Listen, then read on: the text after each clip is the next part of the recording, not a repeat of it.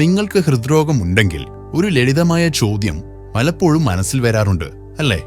എനിക്ക് നടക്കാൻ കഴിയുമോ? ഉണ്ടെങ്കിൽ എത്ര വേഗത്തിൽ, എപ്പോൾ, എത്ര നേരം എന്നൊക്കെ.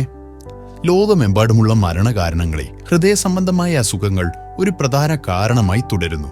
ഹൃദ്രോഗങ്ങൾ കൈകാര്യം ചെയ്യുന്നതിന് മരുന്നുകളും നടപടിക്രമങ്ങളും അത്യന്താപേക്ഷിതമാണെങ്കിലും ജീവിതശൈലി, പ്രത്യേകിച്ച് നടത്തം പോലെയുള്ള ശാരീരിക പ്രവർത്തനങ്ങൾ ഹൃദയാരോഗ്യം മെച്ചപ്പെടുത്തുന്നതിലും ജീവിത നിലവാരം മെച്ചപ്പെടുത്തുന്നതിലും ആശുപത്രി പ്രവേശനം കുറയ്ക്കുന്നതിലും നിർണായക പങ്കുവഹിക്കുന്നു.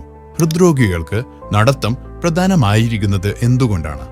നടത്തം ഏറ്റവും സുരക്ഷിതവും ഏറ്റവും എളുപ്പത്തിൽ ആക്സസ് ചെയ്യാവുന്നതുമായ ശാരീരിക പ്രവർത്തനങ്ങളിൽ ഒന്നാണ്. പ്രത്യേകിച്ച് ഹൃദ്രോഗികൾക്ക് അനുയോജ്യവുമാണ്.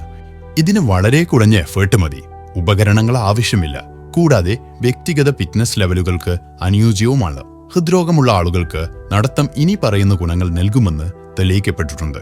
ഹൃദയ സംബന്ധമായ സഹിഷ്ണുത മെച്ചപ്പെടുത്തുക, രക്തസമ്മർദ്ദം കുറയ്ക്കുക, HDL അഥവാ നല്ല കൊളസ്ട്രോൾ വർദ്ധിപ്പിക്കുക, ഭാരനിയന്ത്രണം പ്രോത്സാഹിപ്പിക്കുക, സമ്മർദ്ദവും ഉത്കണ്ഠയും കുറയ്ക്കുക, ഇൻസുലിൻ സംവേദനക്ഷമത മെച്ചപ്പെടുത്തുക എന്നിവയാണവ.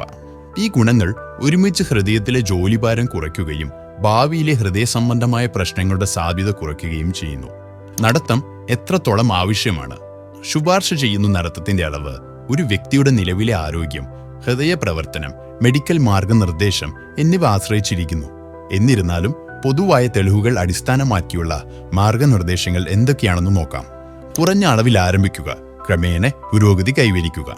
മിക്ക ഹൃദ്രോഗികളും ദിവസേന 20 മുതൽ 30 മിനിറ്റ് നടക്കുക. ആഴ്ചയെ ആകെ 150 മിനിറ്റ്, അതും മിതമായ വേഗതയിൽ. ഈ കണക്കുകൾ പൊതുവായ ഹൃദയ സംബന്ധമായ ശുപാർശകൾ പാലിക്കുന്നു. വളരെ ഡീകണ്ടീഷൻ ചെയ്തവരോ പ്രായമായവരോ ആയ രോഗികൾക്ക് ഒരു സെഷനിൽ 5 മുതൽ 10 മിനിറ്റ് വരെ ആരംഭിച്ച് ലക്ഷ്യങ്ങൾ കൈവരിക്കുന്നതുവരെ ഓരോ 1-2 ആഴ്ചയിലും 5 മിനിറ്റ് വെച്ച് വർദ്ധിപ്പിക്കുക. ഇത് ആഴ്ചയെ 5 മുതൽ 7 ദിവസം വരെ ചെയ്യാൻ ശ്രമിക്കുക. ഒറ്റയടിക്ക് നീണ്ട സെഷന് പകരം 10 മിനിറ്റ് നടന്ന് ഒരു ബ്രേക്ക് എടുത്ത് ഒരു ദിവസം 3 തവണ എന്ന രീതിയിൽ ആദ്യകാലങ്ങളിൽ നടക്കുക. ഇത് ആയാസം കുറയ്ക്കുന്നു, പക്ഷേ ആഴ്ചയിലെ പ്രവർത്തന ലക്ഷ്യം കൈവരിക്കുകയും ചെയ്യുന്നു. അടുത്തൊരു പ്രധാന കാര്യം ഹൃദ്രോഗികൾ എത്ര വേഗത്തിൽ നടക്കണമെന്നാണ്. നടത്ത തീവ്രത ഹൃദയ സംബന്ധമായ ഗുണങ്ങളിലും സുരക്ഷയിലും ഒരു നിർണായക ഘടകമാണ്. ശ്വാസതടസ്സം അനുഭവപ്പെടാൻ വേണ്ടത്ര വേഗത്തിൽ നടക്കേണ്ടതില്ല. ഒരു നല്ല നിയമം സംസാര പരിശോധനയാണ്. നിങ്ങൾക്ക് നടക്കാനും അതോടൊപ്പം സുഗമമായി സംസാരിക്കാനും കഴിയുമെങ്കിൽ അത് നേരിയ തീവ്രതയാണ്. നിങ്ങൾക്ക് പാടാൻ കഴിയുമെങ്കിൽ അത് മിതമായ തീവ്രതയാണ്. മിക്ക ഹൃദ്രോഗികൾക്കും അതാണ് അനുയോജ്യമായ വേഗത. നിങ്ങൾക്ക് നടക്കുമ്പോൾ സംസാരിക്കാൻ കഴിയാത്തത്ര ശ്വാസം മുട്ടൽ ഉണ്ടെങ്കിൽ വേഗത കുറയ്ക്കുക. നിങ്ങളുടെ ഡോക്ടർ നിർദ്ദേശിച്ചില്ലെങ്കിൽ ആ വേഗത സുരക്ഷിതമായിരിക്കില്ല. മിതമായ തീവ്രതയുള്ള നടത്തം ഹൃദയത്തിന്റെ പ്രവർത്തനം മെച്ചപ്പെടുത്തുന്നു. പക്ഷേ മിക്ക രോഗികൾക്കും ഹൃദയത്തിലെ സമ്മർദ്ദം സുരക്ഷിതമായ പരിധികളെ നിലനിർത്തുന്നു. നടക്കാൻ ഏറ്റവും നല്ല സമയം എപ്പോഴാണ്? രാവിലെയും വൈകുന്നേരവും നല്ല സമയം തന്നെയാണ്. സാർവത്രികമായി മികച്ച സമയമില്ല. സ്ഥിരത പുലർത്താൻ ഏറ്റവും എളുപ്പത്തിൽ നിങ്ങൾക്ക് എപ്പോഴാണ് എന്ന് തിരഞ്ഞെടുക്കുക. എന്നിരുന്നാലും രാവിലെയുള്ള നടത്തം ദിവസം മുഴുവൻ രക്തസമ്മർദ്ദം മെച്ചപ്പെടുത്തും. വൈകുന്നേരത്തെ നടത്തം ദഹനത്തിനും ഭക്ഷണത്തിനു ശേഷമുള്ള സമ്മർദ്ദം കുറയ്ക്കുന്നതിനും സഹായിക്കും. മികച്ച രീതികൾ എന്തൊക്കെയാണ് എന്നുകൂടി നോക്കാം. ഊർജ്ജനില കൂടുതലുള്ള സമയത്ത് നടക്കുക, പക്ഷേ കനത്ത ഭക്ഷണത്തിന് ശേഷം നടക്കരുത്. കാലാവസ്ഥ വളരെ ചൂടുള്ളതോ തണുപ്പുള്ളതോ ആയിരിക്കുമ്പോൾ നടക്കരുത്. ആത്യന്തികമായി താപനിലയിൽ ഹൃദയത്തിൽ സമ്മർദ്ദം വർദ്ധിക്കുന്നു. രക്തസമ്മർദ്ദം കുറയ്ക്കുന്ന ഹൃദയ മരുന്നുകൾ കഴിക്കുകയാണെങ്കിൽ മരുന്നുകൾ സ്ഥിരതയുള്ളതും ഫലങ്ങൾ പ്രവചനാതീതവുമായിരിക്കുമ്പോൾ നടക്കുക. സുരക്ഷിതമായി എങ്ങനെ നടക്കാം?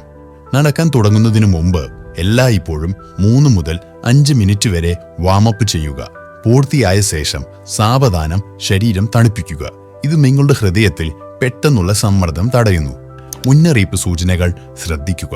നെഞ്ചുവേദന, തലകറക്കം, അസാധാരണമായ ശ്വാസതടസ്സം, ഹൃദയമിടിപ്പ് അല്ലെങ്കിൽ കടുത്ത ക്ഷീണം എന്നിവ അനുഭവപ്പെട്ടാൽ നടത്തം നിർത്തി വിശ്രമിക്കുക. ഇവ തുടരുകയാണെങ്കിൽ എത്രയും വേഗം ഒരു ഡോക്ടറുടെ സഹായം തേടുക. എല്ലായ്പ്പോഴും സുഖപ്രദമായ ഷൂസ് ധരിച്ച് സുരക്ഷിതവും പരന്നതുമായ പ്രതലങ്ങളിൽ നടക്കുക. നിങ്ങൾ ഹൃദ്രോഗ മരുന്നുകൾ കഴിക്കുകയാണെങ്കിൽ, പ്രത്യേകിച്ച് ബീറ്റ ബ്ലോക്കറുകൾ, നിങ്ങളുടെ ഹൃദയമിടിപ്പ് സാധാരണഗതിയിൽ വർദ്ധിച്ചേക്കില്ല. അതിനാൽ ഹൃദയമിടിപ്പിന്റെ എണ്ണം മാത്രം നോക്കരുത്. നിങ്ങളുടെ ശരീരം ശ്രദ്ധിക്കുക. നിങ്ങളുടെ സ്മാർട്ട് വാച്ച് മാത്രമല്ല, നിങ്ങൾക്ക് എങ്ങനെ തോന്നുന്നുവെന്ന് സ്വയം വിലയിരുത്തുക. ചില ഹൃദ്രോഗ മരുന്നുകൾ ഹൃദയമിടിപ്പിനെയും രക്തസമ്മർദ്ദത്തെയും സ്വാധീനിക്കുന്നുണ്ട് എന്ന് മനസ്സിലാക്കുക. നിങ്ങളുടെ കാർഡിയോളജിസ്റ്റിന്റെ നിർദ്ദേശങ്ങൾ എല്ലായ്പ്പോഴും പാലിക്കുകയും നടത്തശീലങ്ങൾ ആരംഭിക്കുന്നതിന് മുമ്പ് നിങ്ങളുടെ നടത്ത പദ്ധതി ഡോക്ടറുമായി ചർച്ച ചെയ്യുകയും ചെയ്യുക. നടത്തം ഒരു ശക്തമായ അടിത്തറയാണ്, പക്ഷേ ഹൃദയാരോഗ്യം അവിടെ അവസാനിക്കുന്നില്ല.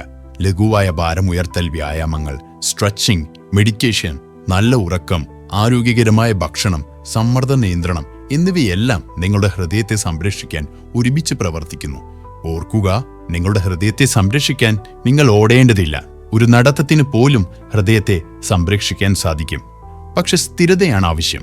അതിനായി പതിവായി നടക്കുക, സുരക്ഷിതമായി നടക്കുക, നിങ്ങളുടെ ഹൃദയം ഇഷ്ടപ്പെടുന്ന വേഗത്തിൽ നടക്കുക.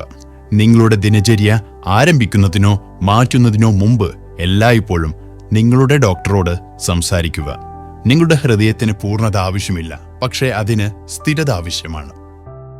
Stay healthy. Follow for more.